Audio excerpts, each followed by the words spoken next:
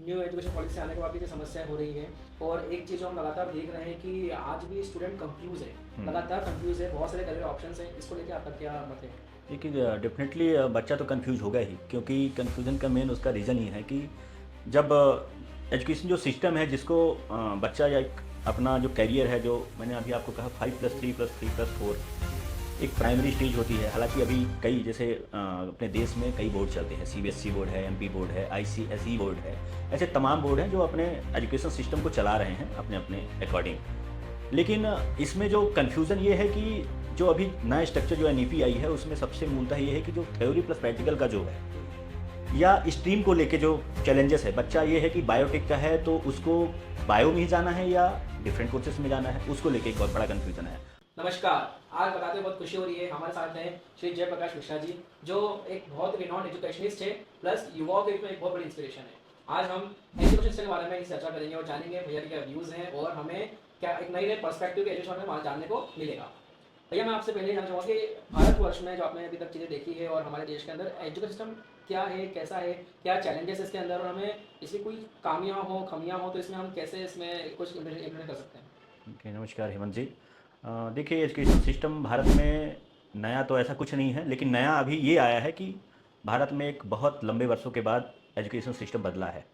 जो 2020 में new education policy आई है, तो निश्चित तौर पर एक बहुत बदलाव है और इसका इम्प्लीमेंटेशन में 15 ईयर का एक टाइम है। जो मैकाले जो सिस्टम था, एजुकेशन सिस्टम था, उसके बाद काफ़ी कमियां थी उसमें, काफ़ी क्वेश्चन उठे लोगों के, क्योंकि अपनी मातृभाषा से लेके जो आज का करंट सिस्टम है, क्योंकि वो जो एजुकेशन सिस्टम था उस समय में, तो वो अंग्रेज़ों के अकॉर्डिंग था। जी। वो अपनी भारतीय संस्कृति, भारतीय जो शिक्षा है, वैदिक शिक्षा जिसे हम कहते हैं, या अपनी भारतीय संस्कृति की उसमें एक झलक दिखे, वो शिक्षा में कहीं ना कहीं कमी थी, जिसके कारण काफ़ी इम्प्लीमेंटेशन हुआ, इसमें रिसर्च हुआ और एक कंक्लूजन में आया कि एनईपी 2020 आखिर लागू हुई।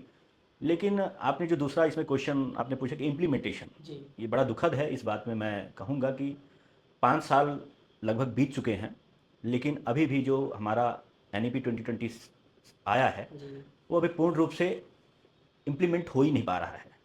मुझे लगता है इसमें कहीं न कहीं सरकार का जो सिस्टम है वो फेलियर इसलिए है क्योंकि जो महाविद्यालय हैं, स्कूल्स हैं, कॉलेजेस हैं, हर बार नई नई गाइडलाइंस होती है।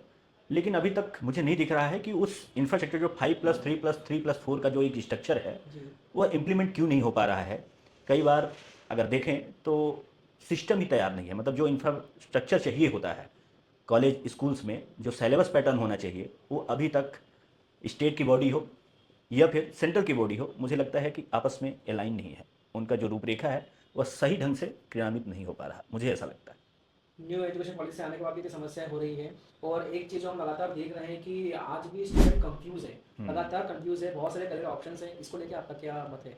देखिए डेफिनेटली बच्चा तो कंफ्यूज होगा ही, क्योंकि कंफ्यूजन का मेन उसका रीज़न ये है कि जब एजुकेशन जो सिस्टम है जिसको बच्चा या एक अपना जो कैरियर है, जो मैंने अभी आपको कहा five plus G. Three plus three plus four G. एक प्राइमरी स्टेज होती है। हालांकि अभी कई जैसे अपने देश में कई बोर्ड चलते हैं, सीबीएसई बोर्ड है, एमपी बोर्ड है, आईसीएसई बोर्ड है। ऐसे तमाम बोर्ड हैं जो अपने एजुकेशन सिस्टम को चला रहे हैं अपने अपने अकॉर्डिंग। लेकिन इसमें जो कन्फ्यूज़न ये है कि जो अभी नया स्ट्रक्चर जो एनईपी आई है, उसमें सबसे मूलतः ये है कि जो थ्योरी प्लस प्रैक्टिकल का जो है, जी। या स्ट्रीम को लेके जो चैलेंजेस है, बच्चा ये है कि बायोटेक का है तो उसको बायो में ही जाना है या डिफरेंट कोर्सेज में जाना है, उसको लेके एक बहुत बड़ा कन्फ्यूजन है। आर्ट का है, लेकिन स्पष्ट रूप से एनईपी में ये बताया गया है कि एनईपी बहुत अच्छा स्ट्रक्चर है, लेकिन पता नहीं क्यों वो नहीं हो पा रहा है। उसका आपको छोटा सा मैं आपको बताता हूँ कि बच्चा का कन्फ्यूज़न का और कोई कारण नहीं है, क्योंकि बच्चा ये सोचता है कि मैं पीसीएम में हूँ तो मुझे बीटेक करना है, बेसिक धारणा होती है। बेसिक धारणा होती है। लेकिन ऐसा नहीं है अभी। अब एजुकेशन सिस्टम ये कहता है कि आप इसका स्ट्रक्चर बहुत प्यारा है, इसको ऐसा समझिए आप कि अगर आप 1 साल का कोई कोर्स करते हैं तो उसमें आपको एक सर्टिफिकेट सबसे पहले दी जा रही है। अगर 2 साल करते हैं आप तो डिप्लोमा, 3 साल करते हैं तो डिग्री, और इसी में चौथा ऑनर्स जो 4 साल का है, वो ऑनर्स डिग्री मिल रही है। दूसरी एक इसमें एक बहुत अच्छी चीज़ है, एक साथ आप 2 प्रोग्राम कर सकते हैं रेगुलर, जो कि पहले के शिक्षा प्रणाली में ऐसा नहीं था। अभी ये हो गया है कि एक सर्टिफिकेशन एक रेगुलर आप पैरेलल कर सकते हैं। पहले डिस्टेंस था, जिसको अपन आपने देखा होगा, डिस्टेंस कई ऐसे इग्नू हैं, इस टाइप के कई संस्थाएं थी, बोर्ड थे जो एजुकेशन सिस्टम चला रहे थे। तो बच्चा यहाँ पे कंफ्यूज है। तो जो प्रैक्टिकल और थ्योरी में जो गैप है ना, कि आज का जो एनईपी जो कहती है वो इंफ्रास्ट्रक्चर आज कॉलेज और स्कूलों में नहीं है। आपके हिसाब से भैया जैसे ही बच्चा 12वीं पास करता है तो उसको पहला कदम क्या लेना चाहिए? देखिए अच्छा क्वेश्चन है कि बच्चा 12th के बाद क्या करे। सबसे पहले देखिए मैं आपको बताता हूँ कि युवा जो है तो अभी हमारे हम जो देख पा रहे हैं, हम लोग जो देखते हैं बार बार जो काउंसलिंग हो रही है बच्चों की, जो उनकी विजिट होती है कॉलेजों में, स्कूल्स में, हमारे कॉलेजों में जो विजिट हो रही है, उसमें ये देखने को मिला बच्चा कन्फ्यूज है कि मुझे करना क्या है। देखिए दो तरह के बच्चे हैं, एक तो वो बच्चा है जो फोकस्ड है बिल्कुल। डे वन से, मतलब 10th के बाद उसका फोकस है कि मुझे या तो आईएएस बनना है या मुझे नीट, मतलब जो अपर लेवल का जो वहाँ जाना है, तो वो फोकस है उसका डे वन से। तो एक तो वो फिल्टर हो गया। दूसरा बच्चा जो है वो ये बच्चा है कि मेरा पेरेंट्स जो कहते हैं वो या तो वो मुझे करना है या मेरा जो फ्रेंड कर रहा है वो मुझे करना है। क्योंकि फ्रेंड अगर उसको बोलता है कि यार बीसीए अच्छा है तो वो मोल्ड हो जाता है। पेरेंट्स कहते हैं नहीं आज का ये टाइम है, आपके मतलब उन बच्चों के जो सर्कल है, जो उनके फैमिली बैकग्राउंड में है, बोलते हैं उनने ऐसा किया, किसी को देख के, मतलब कंपैरिजन है कि मतलब आप वो कर रहा है तो आप वो करिए। लेकिन एक्चुअली में जो बच्चों को चाहिए कि हमें करना क्या है, वो बच्चा बिल्कुल कंफ्यूज है, डिसाइड है। तो इसमें सबसे पहला ये है कि 12th के बाद आज के जो एनईपी है या जो जिस हिसाब से देश में चेंजेस हैं, परिवर्तन आ रहे हैं, उसमें मुझे लगता है कि आज शॉर्ट प्रोग्राम में बच्चों को बहुत जल्दी जाना चाहिए। सबसे पहले मिनिमम टू मैक्सिमम, पढ़ाई की कोई उम्र तो होती नहीं है, लेकिन पहले स्टार्ट वो करना चाहिए कि स्किल्ड बेस्ड और इंडस्ट्री बेस्ड प्रोग्राम उनको करना चाहिए, ताकि उनको सबसे पहले जॉब की जो इनसिक्योरिटी है आज के टाइम में, जो उनके डिग्री लेने के बाद भी जो उनकी इनसिक्योरिटी है, एक अच्छा खासा पैसा जाता है हेमंत जी। तो इंडस्ट्री बेस्ड एजुकेशन भी क्या है आपके नज़रिए में? इंडस्ट्री बेस्ड आज ये मान के चलिए कि आज ऐसा समझिए कि आज देश में हर चीज़ का एक सिस्टम है। जो अभी जो हमारा एजुकेशन सिस्टम है वो बीसीए या जो ग्रेजुएशन जो और पोस्ट ग्रेजुएशन चल रहे हैं वो टेट में चल रहे हैं। नया जो है तो मैंने कहा आपको शॉर्ट टर्म, अगर आप किसी दूसरे कंट्री की बात करें, यूएसए, यूके, रसिया, जापान, इन देशों में शॉर्ट प्रोग्राम है, क्योंकि सर्टिफिकेशन जो प्रोग्राम होते हैं वही स्किल्ड बेस्ड हैं। गवर्नमेंट का भी अच्छा इनिशिएटिव है कि स्किल इंडिया के प्रोग्राम्स लाए हैं। उसका मोटिव यही है कि अकॉर्डिंग टू इंडस्ट्री, जैसे एआई अभी है, एआई बहुत ट्रेंड में है, बहुत ट्रेंडी है। बहुत ट्रेंड में है। ऑटोमेशन हो गया आपका, रोबोटिक्स हो गया, मशीन लर्निंग हो गया। ये आज की नीड है। मतलब आज ये हो गया कि फास्ट सबकी लाइफ है, फास्ट काम चाहिए। एम्प्लॉयमेंट जो है तो अनस्किल्ड है, पढ़ लिख के भी अनस्किल्ड है, क्योंकि जो डिग्री मिल रही है ना वो सिर्फ डिग्री मिल रही है, एक्चुअली अकॉर्डिंग टू इंडस्ट्री उसको तैयार नहीं किया जा रहा है। इसलिए जो आप देख रहे होंगे कि इस टाइम में जो सर्टिफिकेशंस प्रोग्राम जो आए हैं, और मुझे लगता है कि करना भी चाहिए, एक मतलब बहुत बड़ा ये आप गैप देखिए कि एक ग्रेजुएशन करने में एक काफ़ी लंबा मतलब टाइम भी जा रहा है लोगों का और एक कॉस्ट है, लेकिन अगर अपन आउटपुट की बात करें तो वो कहीं ना कहीं जीरो रहता है।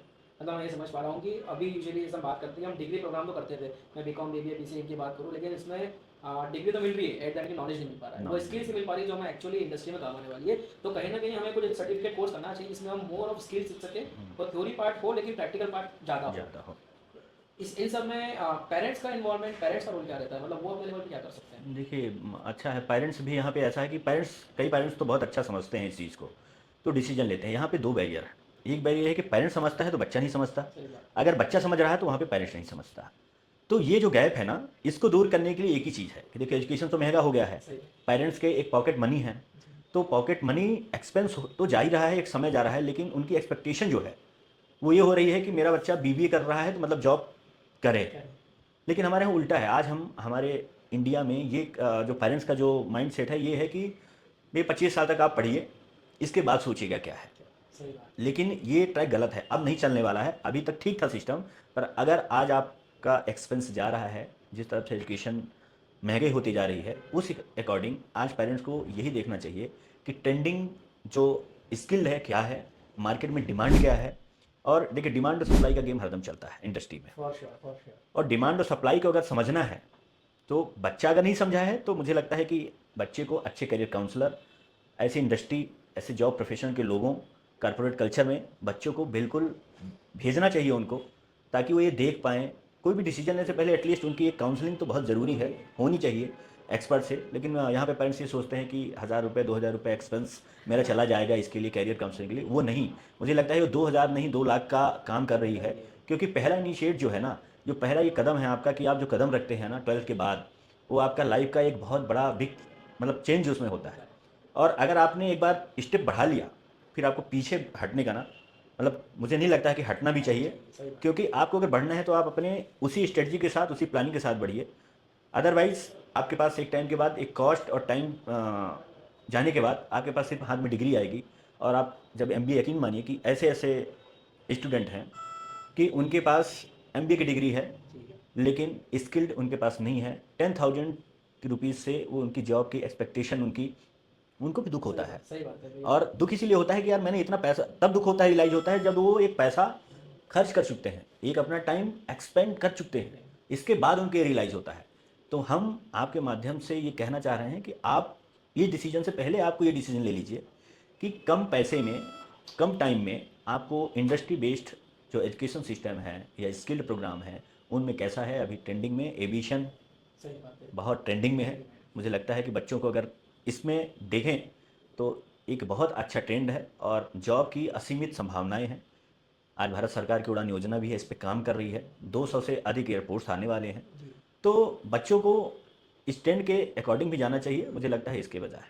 और एक चीज़ जो हम, जैसे आपने बहुत अच्छी कही कि हम 1000-2000 बचा लेते हैं काउंसलिंग में, पैसा ना मिला बहुत पैसा बचाने में ऐसा लगता है, लेकिन कहीं ना कहीं हम लोग हमारा करियर खराब कर लेते हैं। सही समय सही काउंसलिंग ना मिलने से भी हमारे जीवन में बहुत तकलीफ आती है और बच्चा बहुत परेशानी झेलता भी है। एक जो भी एटमॉस्फेयर हम जो हमारे आसपास देख रहे हैं, बहुत सारी ऐसे ऑफिस खुल गए हैं जो फॉरेन यूनिवर्सिटी के एडमिशन के लिए, वीज़ा के लिए अलग अलग काउंसलिंग करती है, अलग गाइड करती है। बच्चों को रुझान भी ऐसा होगा कि हमें भारत के, मतलब भारत देश से दूर जाना है, हमें फॉरेन यूनिवर्सिटीज़ में पढ़ना है। तो क्या हमारे इंडियन सिस्टम में या हमारे यहाँ पे इतने अच्छे कॉलेजेस स्कूल नहीं है क्या कि आप सब बच्चों को फॉरेन ही जाना पड़ेगा? नहीं देखिए, ऐसा नहीं है कि हमारे देश के अंदर एजुकेशन सिस्टम और ऐसी संस्थाएं नहीं हैं जहाँ पे एजुकेशन की कमी हो। जी मुझे लगता है कि देश के अंदर आईआईटी, आईएएम, जेएनयू, जी कई अच्छी अच्छी यूनिवर्सिटियां हैं। जी नवोदय विद्यालय से लेके आप देखेंगे, जिस प्राथमिक से लेके आपका अपर लेवल तक बहुत अच्छी एजुकेशन सिस्टम भी है और ऐसी संस्थाएं हैं। लेकिन अभी जो ट्रेंड है ना, जो आप ट्रेंड की बात कर रहे हैं फॉरेन फॉरेन जाने के लिए, अभी ऐसा है कि एक तो पेरेंट्स वही है कि पैसा बहुत है लोगों के पास जी और उनको ऐसा लगता है कि बाहर जाके बच्चा कुछ अलग से ज्ञान लेके आएगा। आपको ये देखना है कि पहले बच्चे के अंदर क्वालिटी क्या है। सही है। बच्चे एमबीबीएस नहीं करना चाहते, आप रशिया भेजते हो, वो एमबीबीएस करके आता है। हमारा सिस्टम, हमारे इंडिया का जो सिस्टम है, कल्चर है, जो इन्वायरमेंट है और जो वहाँ का है, उसमें देखिए बहुत डिफरेंस है। तो पहले आपको समझना पड़ेगा, इसके बाद आपको, आप परेशान होते हो। कई बार आप देखें, अभी यूएस का आप लेटेस्ट देखिए, यूके का देखिए। तो ये जो ट्रेंडिंग इसीलिए नहीं है, ट्रेंडिंग इसलिए बढ़ रहा है, इसको मुझे जो मैं देख के फील कर रहा हूँ कि अपने सिस्टम में एक तो ये प्रॉब्लम है कि बच्चों को जो शुरू से ही चाहिए ज़्यादा पैकेज, सैलरी। बट एक सिस्टम है ना कि आईआईटी तो क्रैक करना पड़ेगा। अगर उस सिस्टम में आपको इंटर करना है, इंटेक लेना है, तो आपको उस सिस्टम में आपको जाना पड़ेगा। अभी जो हो रहा है एजुकेशन में, वो पैसा दे के, मतलब पैसे दे के आप खरीद रहे हो चीज़ों को और उसको आपका नॉलेज नहीं बढ़ रहा है।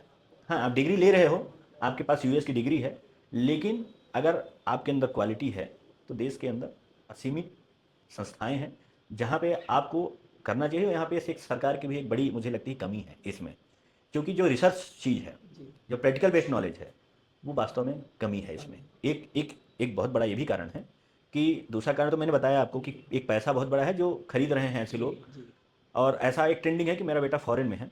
एक और दूसरा जो पहलू है कि सरकार का एक सिस्टम, कि अगर आईआईटी का पढ़ा हुआ बच्चा है, वो इनसिक्योरिटी फील कर रहा है या उसको उस सिस्टम में काम करने में इंटरेस्ट नहीं आ रहा, जो उसको संसाधन चाहिए होते हैं, जो उपकरण उसको रिसर्च आरएनडी करने के लिए चाहिए होता है, वो मिलती नहीं है। और ऐसे उसको ताने भी सुनने को मिलते हैं। हमने देखा है, ये कई ऐसे एग्जाम्पल रहे हैं कि जो इतने बड़े बड़े संस्थाओं में जाके पास हो के निकले हैं और यहाँ के जो सिस्टम में आरएनडी रिसर्च में करते हैं, उनको कहते हैं यार आप यहाँ काम कर रहे हो, इतना करके हम बेहतर हैं। ये कंपैरिजन है। तो यहाँ पे वो, क्योंकि उनके पास टैलेंट है, क्वालिटी है, तो जब आपके टैलेंट और प्रतिभा को जब आपको सम्मान नहीं मिलेगा ना, तो फिर आपका नज़रिया बदलेगा और आप कहीं ना कहीं, फिर आपको जहाँ भी मिलेगा उसका सम्मान, क्योंकि आपने मेहनत की है, आपने 5 साल पीएचडी किया है, तो उस पीएचडी का आपको यूटिलाइजेशन करना है। तो एक पहलू ये है। दूसरा पहलू ये है कि हमको पीएचडी चाहिए, लेकिन उसका दूसरा पहलू, उसको नॉलेज से मतलब नहीं है, उनको डिग्री चाहिए, डॉक्टरेट चाहिए और उनको कुछ अपना व्यवसायीकरण करना है। ये जो फॉरेन वाला जो आपने कहा कि ये जो कल्चर है, वो पूरा व्यवसायी बाजारीकरण है वो।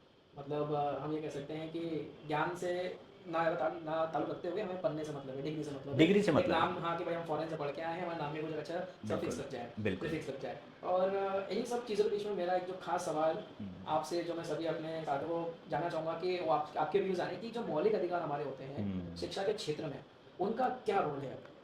देखिए हेमंत जी, बहुत बढ़िया है क्वेश्चन ये। मौलिक, संविधान में ये 7 मौलिक अधिकार बताए गए हैं, जी जिसमें थे शिक्षा और स्वास्थ्य। जी इसको ऐसा ले लीजिए कि पहले जो बुनियादी ढांचे थी, जी वो थी सड़क, बिजली, पानी। जी फिर इसके बाद आया रोटी कपड़ा मकान, और जो आज का टाइम है मौलिक अधिकार और या जो इंफ्रास्ट्रक्चर है वो है शिक्षा, स्वास्थ्य और रोजगार। तो जो आपने शिक्षा का मौलिक अधिकार की बात कर रहे हैं, वास्तव में इस देश के अंदर शिक्षा का जो मौलिक अधिकार है वह 70% लोग वंचित हैं इससे। 70% लोग 70% लोग मैं कह रहा हूँ वंचित हैं। अब इसके बहुत पॉइंट आपको बिल्कुल कट टू कट पॉइंट देता हूँ जानना आपको। चाहूँगा मैं भी। शिक्षा में मौलिक अधिकार वह कैसा, जब शिक्षा का बाजारीकरण हो जाए या भेदभाव हो जाए। सबसे बड़ी बात कि शिक्षा में भेदभाव, तो शिक्षा में भेदभाव है नहीं दिख रहा, इसको मैं ऐसे दिखाता हूँ।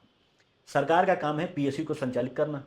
सरकार का दायित्व क्या है कि सरकार को जनता चुनती है और अपनी मौलिक अधिकार की एटलीस्ट उनसे उम्मीद करती है।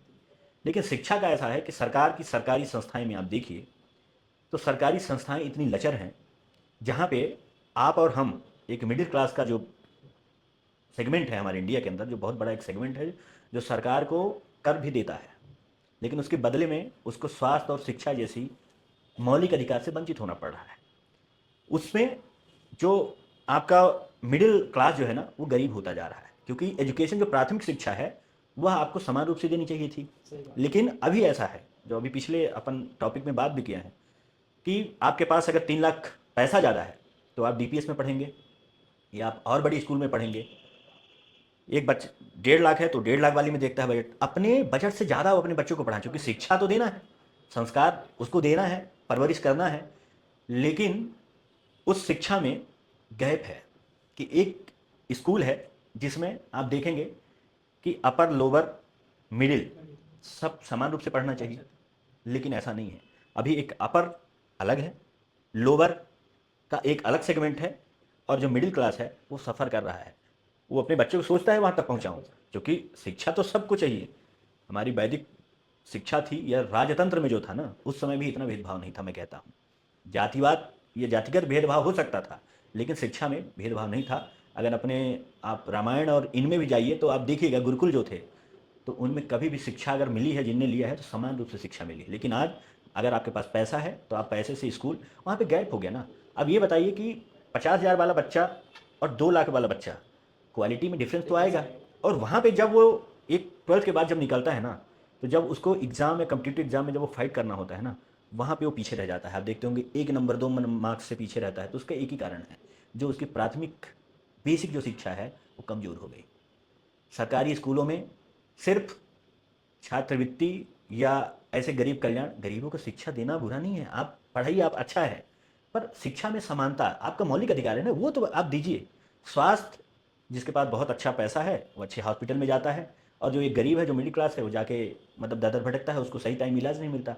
रोज़ देखते होंगे आप, रोज़ न्यूज़ में कि ऐसी कई खबरें आती हैं, जो वहाँ पे हॉस्पिटल में कोई ज़मीन में लेट के है, स्कूल में टाट पट्टी नहीं है, लाइट नहीं है, कंप्यूटर लैब नहीं है, तो बच्चा सीखेगा कैसे? अब शिक्षा प्रणाली आई है, मैं अभी कह रहा था आपसे कि इंफ्रास्ट्रक्चर नहीं है, कह रहे हैं कि 6 क्लास से कंप्यूटर पढ़ाना है, लाइट ही नहीं है तो लैब कहाँ से होगी? ये बात तो सही है। आप देखेंगे, आप ग्रामीण क्षेत्रों में चले जाइए, इंदौर जैसे स्वच्छ शहर से 30-40 किलोमीटर गांव में भी आप चले जाओ, प्राथमिक और मिडिल क्लास स्कूलों की आप हालत देखोगे तो आप यकीनन बता रहा हूँ आपको, शिक्षा और ये जो सिस्टम है उससे आपका बिल्कुल मोह भंग हो जाएगा कि यार क्या है, 5 साल हो गए, आपके पास इंफ्रास्ट्रक्चर नहीं है, आप एजुकेशन दे पाओगे? आपके पास लाइट नहीं है, बेसिक चीज़, आपके पास बैठने की टेबल नहीं है, पढ़ाने के संसाधन नहीं है, अच्छे क्वालिटी के टीचर नहीं है, लाखों वैकेंसी पड़ी हैं, तो शिक्षा का ये मौलिक अधिकार से वंचित नहीं तो क्या है? हमने अभी तक एजुकेशन सिस्टम के बारे में बात कर ली, स्टूडेंट के कंपटीशन के बारे में बात कर ली, पेरेंट्स के एनवायरमेंट के बारे में बात कर ली, फॉरेन एजुकेशन के बारे में बात कर ली, एक मानसिकता जो देश से बाहर जाने की है उसके बारे में बात कर ली है। बहुत सारे कंफ्यूजन है, बहुत सारे अपॉर्चुनिटीज़ हैं। हमने एनईपी के बारे में बात कर ली, एनईपी में क्या हमारी कमियां रह गई है, कैसे उसकी मॉनिटरिंग करना चाहिए, उसके बारे में बात कर ली है।